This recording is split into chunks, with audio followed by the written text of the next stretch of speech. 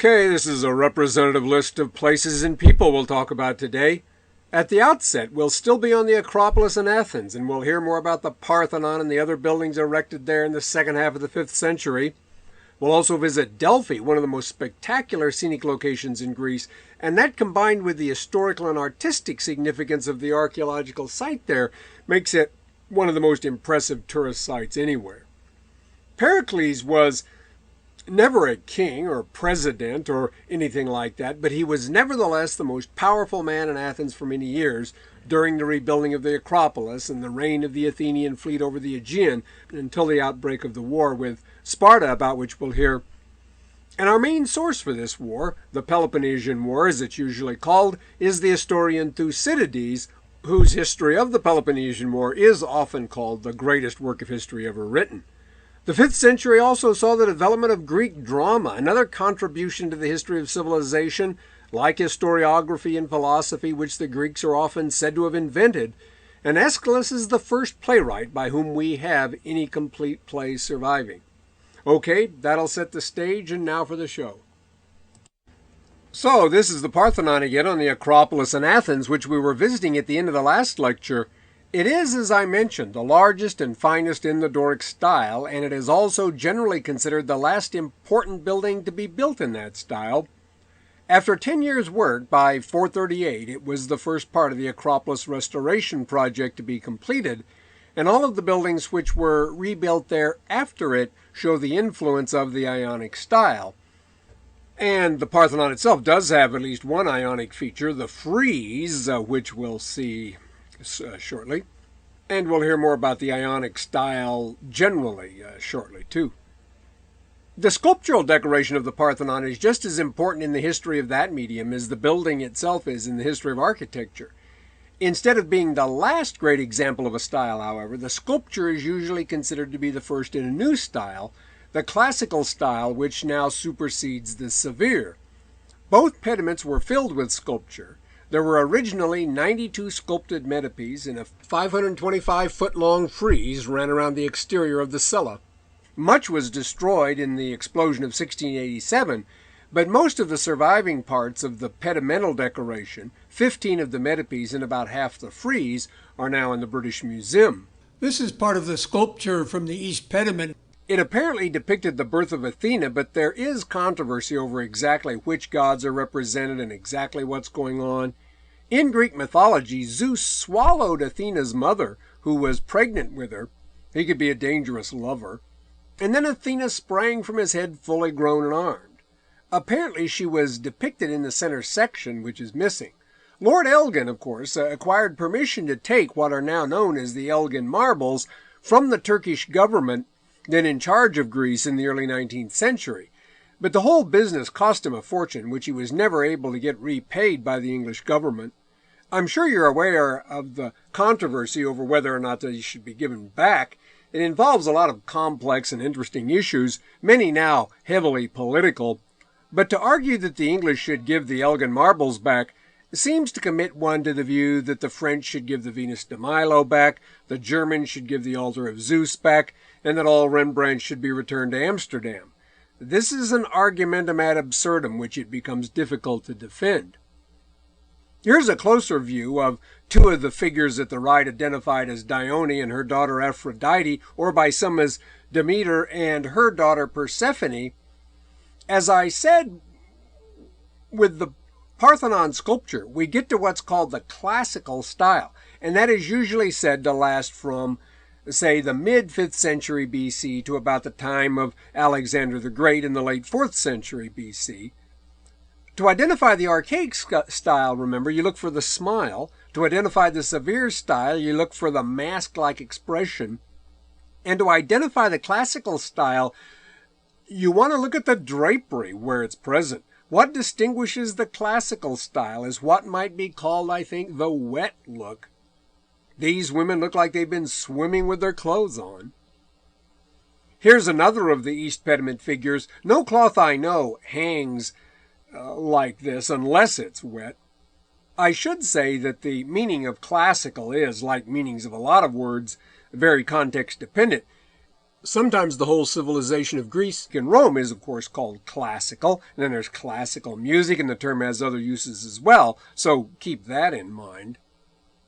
At the other end of the same room in the British Museum, we can see the few fragments left from the West pediment, which apparently depicted the contest between Athena and Poseidon to determine which would become the patron of Athens. And along the walls now you can see the frieze.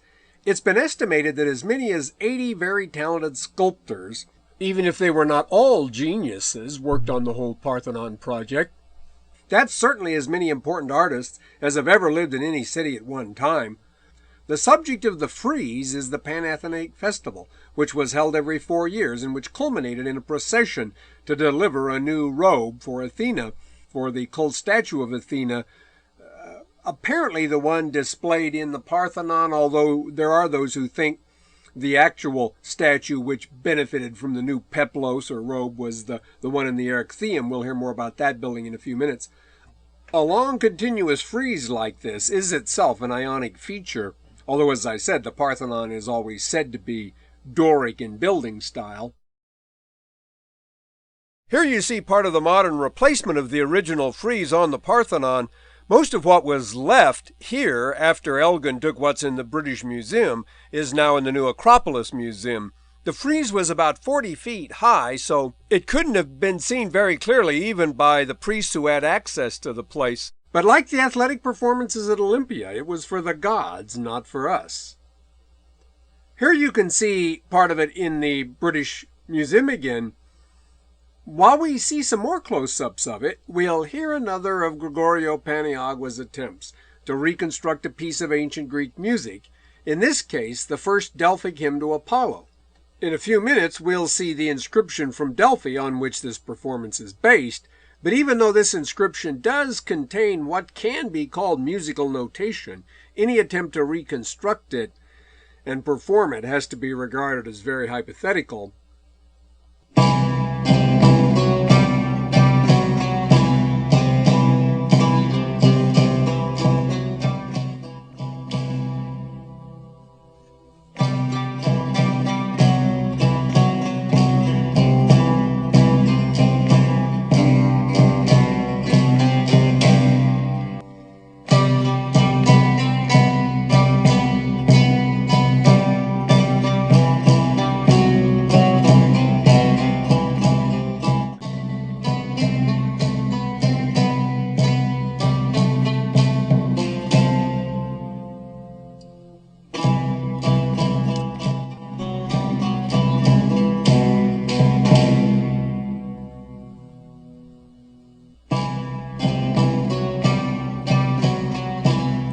This piece of the frieze is in the Acropolis Museum. It depicts men carrying jars of oil, probably as offerings, in the procession.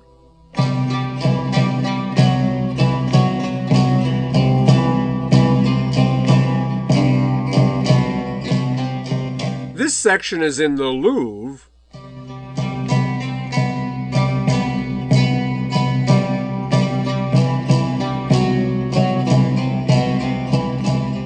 And here back in the British Museum, we see the gods looking on, again looking like they were caught in the rain.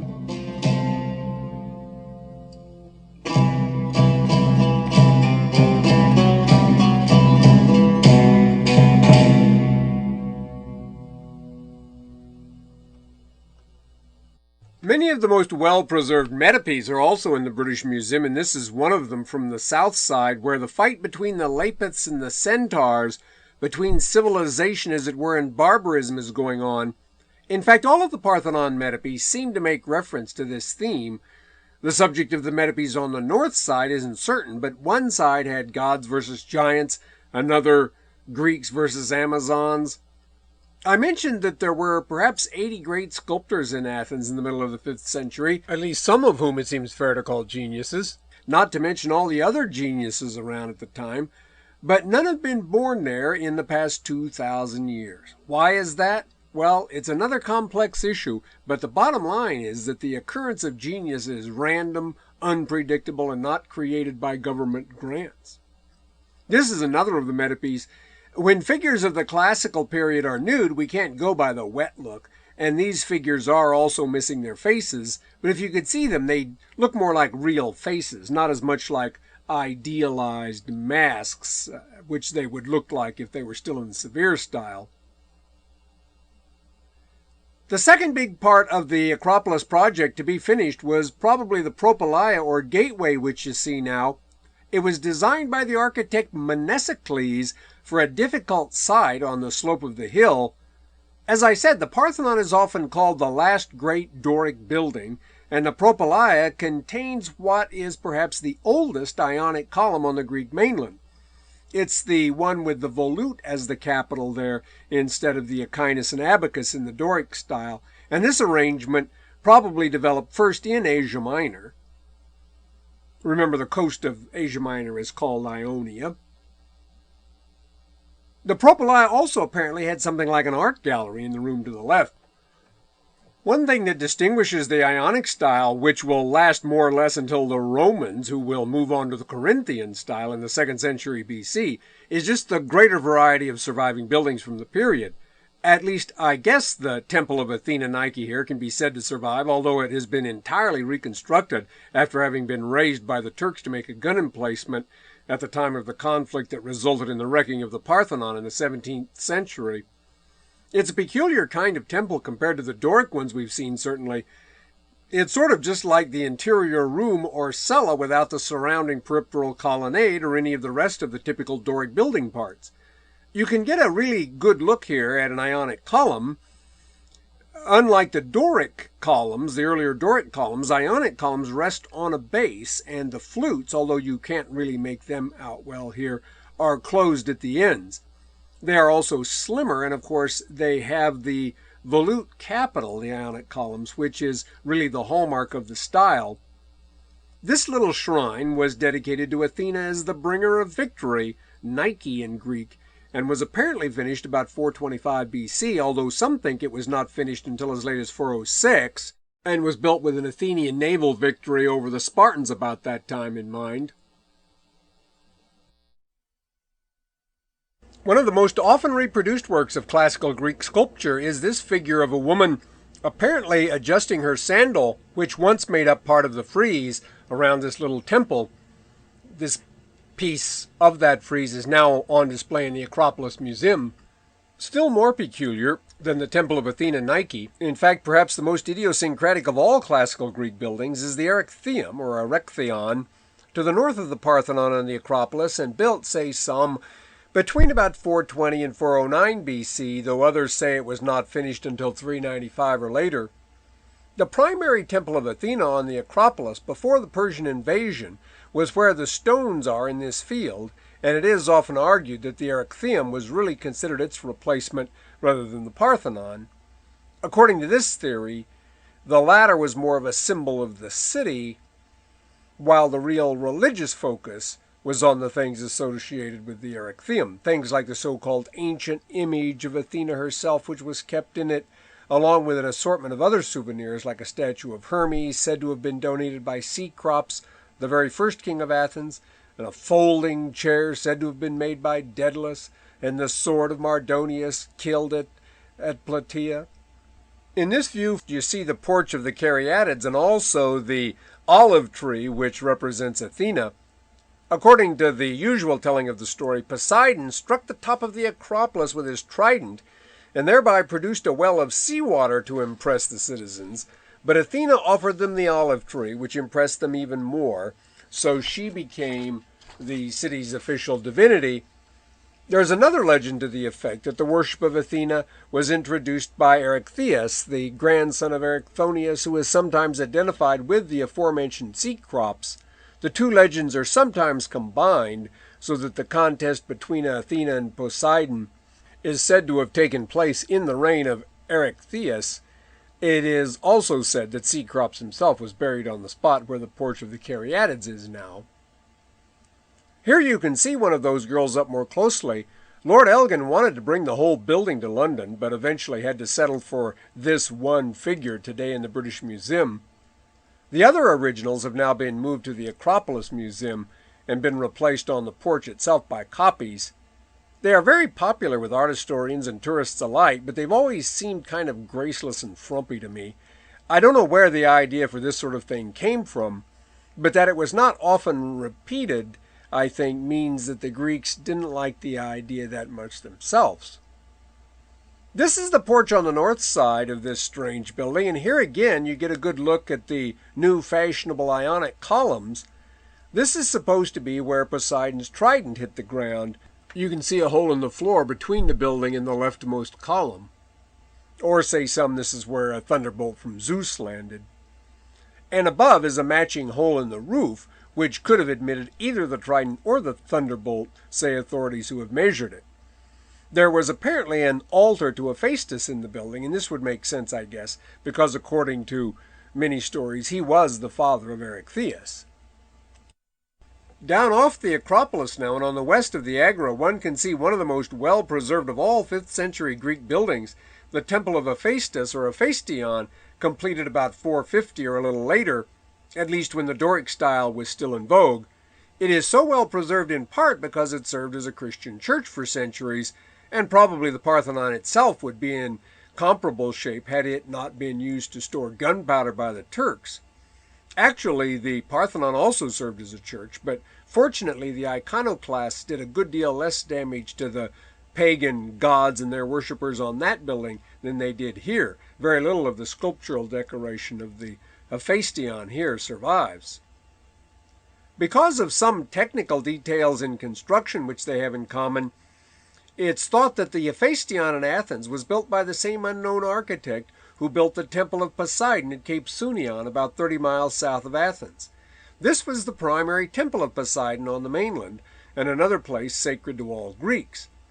After the Battle of Salamis, a captured Persian ship was burned here by way of thanking the god for his support of the Greeks during that fight. And here it is up closer.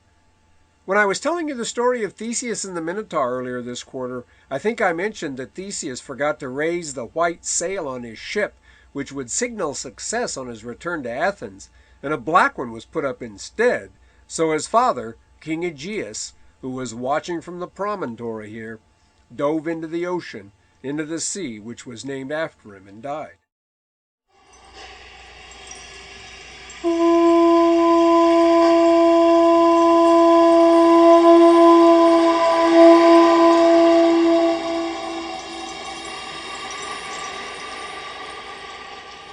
Another of the sites which were sacred to all Greeks is Delphi, which you see.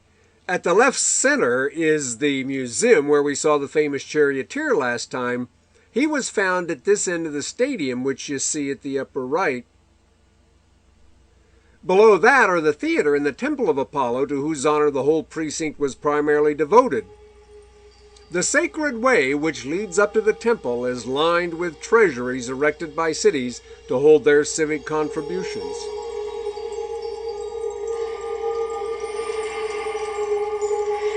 The site was covered by a village in the 19th century, and the whole population moved en masse around the hill to where the modern town is now to allow for the excavation of the ancient ruins. The French beat out the Americans for the rights to this expensive dig by offering to reduce the tariff on Greek grapes, which the California growers influenced Congress not to allow. I've already mentioned the Hebrew and Mesopotamian flood stories, but there is also a Greek one. In this version, the Noah of the story is Deucalion, whose ark came to rest here on Mount Parnassus. Unfortunately, as soon as he stepped out of it, he was attacked by the monster Python. Python is the Greek word for snake. But just when it seemed mankind was doomed all over again, Apollo appeared, killed the Python, and saved the day, for which reason the site became associated with the worship of him. Deucalion and his wife Pyrrha were told to throw the bones of their mother over their shoulders, so they picked up rocks from Mother Earth, and the ones Deucalion threw over his shoulder became men, and the ones she threw became women.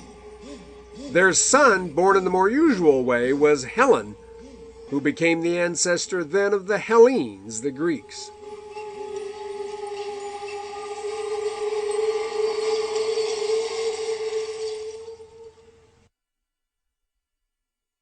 This is the way the Castalian Spring looks today. All visitors to the precinct had to begin their visit by washing in the waters here by way of purifying themselves.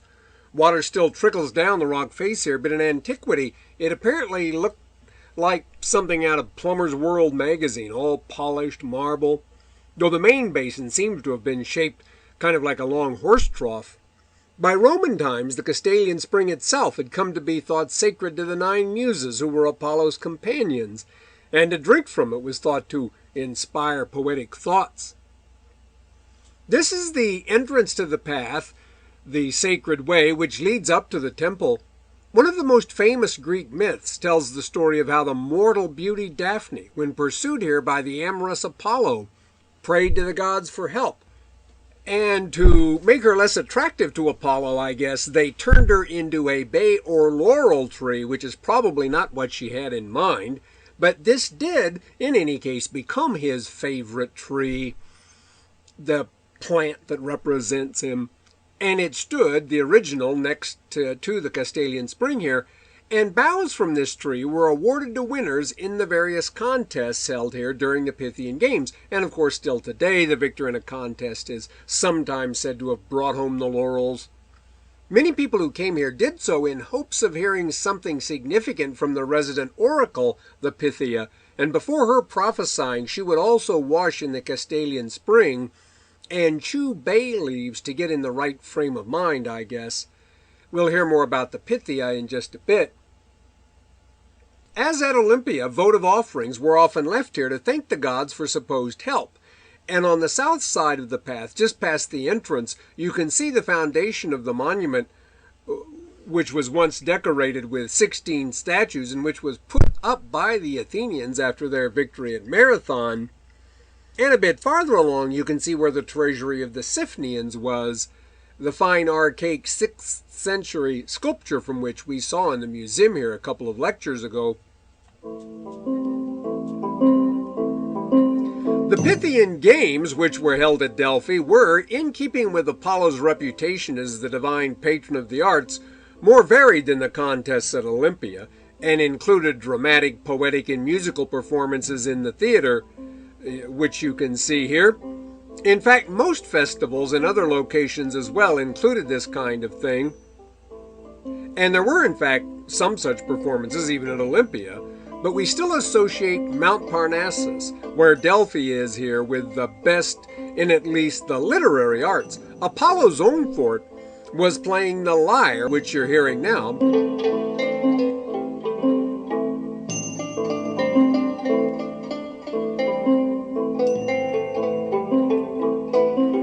One day, so the story goes, a mortal named Marsyas, a flute player, challenged him to a musical contest. This was hubris of the most extravagant sort, directly challenging a god, and of course, Marsyas lost and was promptly skinned alive then by Apollo the victor.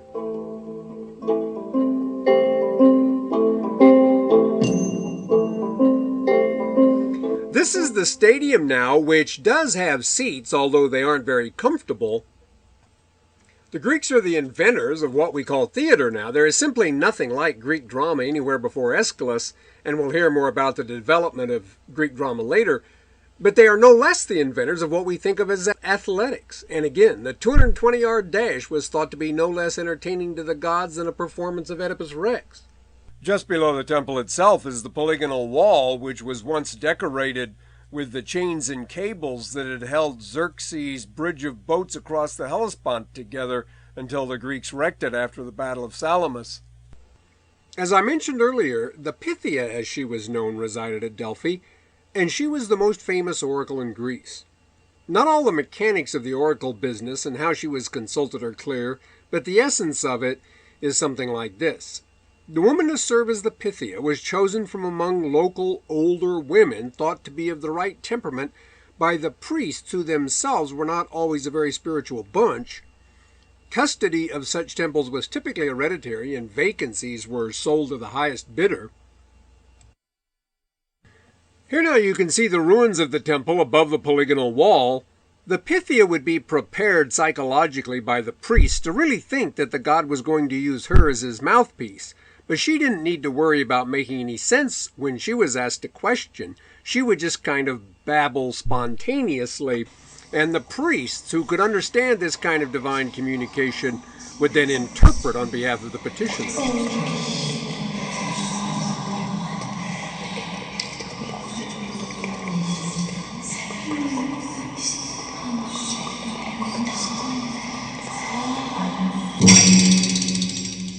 It was the Delphic oracle, i.e. the priests, who told King Croesus of Lydia, the guy famous for his wealth, that if he attacked the Persians, he would destroy a great army.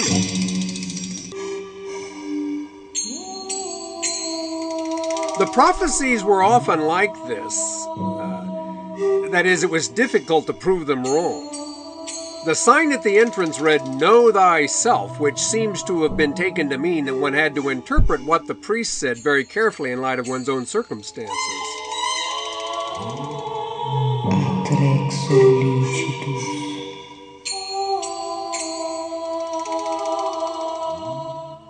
You may remember that it was also the Delphic oracle that got Oedipus into trouble by telling him that he would kill his father and commit incest with his mother. These are the foundations of the temple, which, however, only go back to the 4th century rebuilding of it. Some ancient authorities claim that the Pythia sat on a tripod in the temple over a vent which emitted some kind of intoxicating vapor from below, but nothing either natural or artificial has ever been found to support that. Adit lucosque subalta consulit albunea. This is another view of the temple with the wall of Mount Parnassus rising up behind it. The oracle and festival here remained celebrated until the end of the 4th century AD, when the Christian Roman Emperor Theodosius closed the sanctuary and also canceled the Olympic Games, which were likewise regarded as survivals of wicked pagan practice.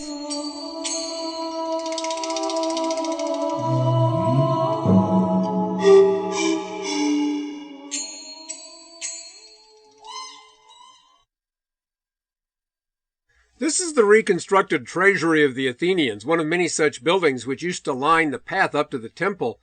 It is said to have been originally built after the Battle of Marathon with some of the money gotten by selling stuff the Persians had left behind. It probably never contained any real treasure in the usual sense, and seems to have been primarily used as a place where inscriptions by those who wanted to thank Apollo for something could be displayed. Many of the original ones inscribed on stone are now in the museum, including the 2 famous hymns in honor of Apollo. Here you can see one of the stones now, and above the text of the hymn you can see Symbols. which represent, in effect, notes, and some paleomusicologists think that they know what the notes represent. We're going to hear another effort by Gregorio Paniagua now to give life to this, and while we hear his arrangement, we'll see some more of the sanctuary here, which is truly grand, as far as its natural setting goes, certainly. Even in the summer, it can be cool and even foggy, which adds to the otherworldly atmosphere appropriate to a religious site.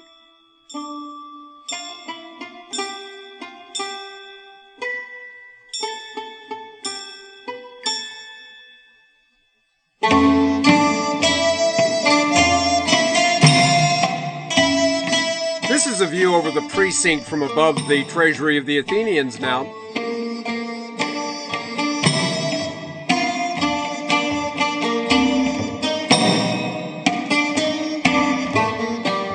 Now you're looking west down the gorge of the Pleistos River toward the Bay of Itea. Most visitors came by sea via the port there rather than through the mountains to the south and east.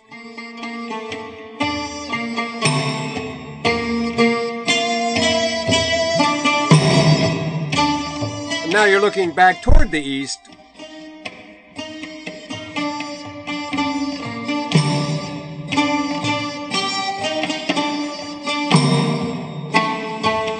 And now from below the modern highway, you see the whole sanctuary on the mountainside.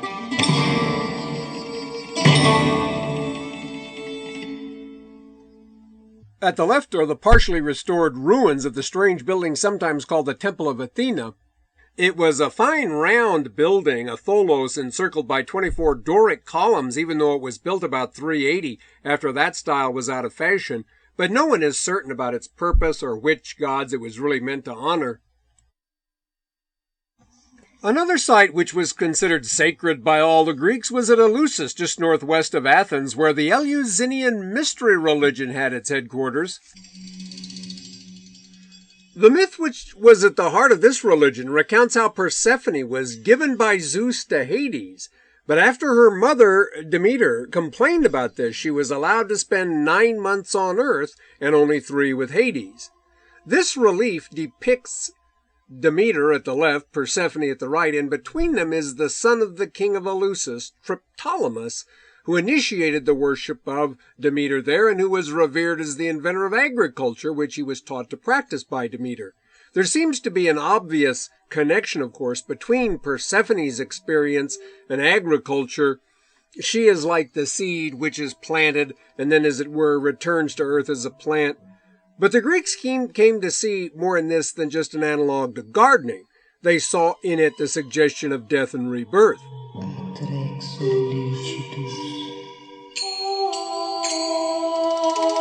This is Eleusis itself now, and at the center is The Plutonion. apparently regarded as a cave that led directly to the world of Hades. Our word mystery, in fact, is derived from the Greek word for secret, and exactly what went on here isn't certain.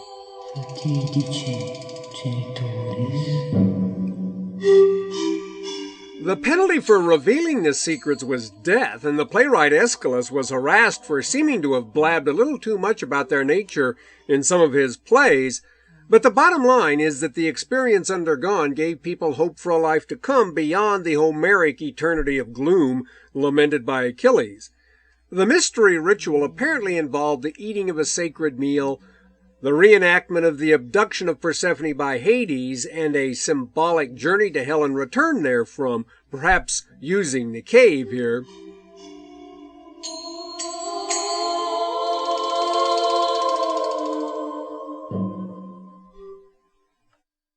As I said, the classical style in sculpture is said to begin with the work done for the Acropolis project, but you see another work in that style now. This is part of the so-called Ludovisi throne in the Museo della Terme today in Rome. The nude girl playing a flute apparently was actually part of the decoration not for a throne, but for an altar dedicated to Venus, to Aphrodite, the Greek equivalent to Venus. I want to say a word here also about the Orphic mystery cult, because it seems to have had a direct influence on Plato, and it's been argued even on Christianity itself eventually. Though the cult was allegedly based on lost poems attributed to Orpheus, someone else who went to hell and came back, the key mythological element in it was the story of Dionysus Zagreus, who was said to have been Zeus's son by Persephone and to have been eaten by the Titans. Zeus incinerated the Titans and then made man from their ashes so that man contained a divine part. This Dionysus Zagreus, by the way, is not the Dionysus who is the wine god, the equivalent of the Latin Bacchus. Here's the centerpiece of the Ludovisi throne. The birth of Venus is the subject, and the wet look of the classical style is certainly obvious and appropriate here since she's emerging from the sea. To return to the Orphic outlook for a minute, the idea was then to try through ascetic practice and ritual to emphasize the divine part of human nature and subjugate the rest, which was regarded as of unworthy Titan origin. In Plato's philosophy, the way to immortality is to separate the divine soul from the gross body, the earthly desires of which are a constant distraction. It was thought, as in the Hindu view, that many lives might be needed for the purification of the soul, and reincarnation was part of the Orphic program, as was vegetarianism. Some of the finest surviving examples of classical sculpture are gravestones, like this widely reproduced one in the National Archaeological Museum in Athens of a woman named Hegeso. Like the 6th century tombstones we saw earlier in this series, this is very modest. It strikes me as the kind of tombstone Vermeer might have carved if he'd been a Greek sculptor instead of a Dutch painter. The subject is shown just picking out some keepsake or souvenir, perhaps, from a box held by a servant.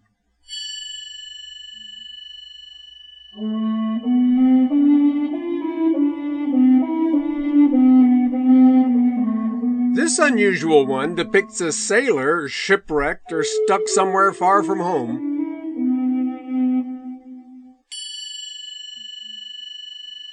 This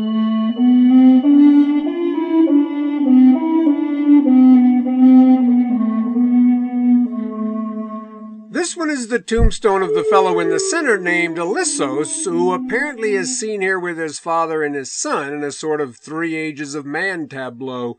Some think that the artist responsible for this was Scopas, who was known for the deep-set eyes of his subject. Around 500, there was also a change to a different style of vase painting, the red-figured style. In this early example by the painter Andocides, we see two warriors fighting with Athena to the left and Hermes on the right. One of Hermes' jobs was to guide the dead to Hades. I mentioned that there are thousands of black-figured vases surviving, and there are even more red-figured ones. Although there are various subclasses of the style, it essentially remained the default fashion in vase decoration through the rest of the history of classical vase painting, both Greek and Roman. It probably goes without saying that the technique of red-figured vase painting is just essentially the reverse of black-figured vase painting. Now the figures are red and the background black. One of the most famous red-figured vases is the Euphronius crater, named after the painter who signed it. It is certainly one of the finest things of its kind, but much of its celebrity is due to its many adventures among tomb robbers, politicians, and other disreputable characters. The deceased is Sarpedon, a Trojan partisan killed by Achilles' friend Patroclus. He's being carried by Hypnos, or sleep, and Thanatos, or death. Hermes, who will guide the soul of Sarpedon to Hades, stands behind. This is a red-figured vase decorated with figures of heroes and gods in what is actually a landscape setting. You can see some pretty effective foreshortening here, too, of things like the feet of Hercules in the upper center, and the three-quarter pose of the fellow thought to be Apollo at right center is also a real virtuoso technical accomplishment. This is the painted underside of a kylix, which, as I mentioned when we saw the black-figured one with Dionysus on it, is the kind of thing from which the Greeks drank wine. And the subject here is certainly appropriate. What we see here is what the Greeks called a symposion, or drinking party. One of Plato's most important dialogues is in fact called the Symposion, and considering that that word is the origin of our word symposium, you might suppose the setting of that dialogue to be something more like the boardroom of the Hoover Institute, but it is in fact a party, even including a naked flute girl like this one. Socrates, Alcibiades, about whom we'll hear more after the break, and Aristophanes, the comic playwright, are among the revelers discussing love in the Symposion, and when it's Aristophanes' turn to speak, he's too drunk to say anything at all. The Greeks didn't spend all their time fighting Persians and building the Parthenon. Okay, that's where we'll take the break, and then we'll hear about the Peloponnesian War.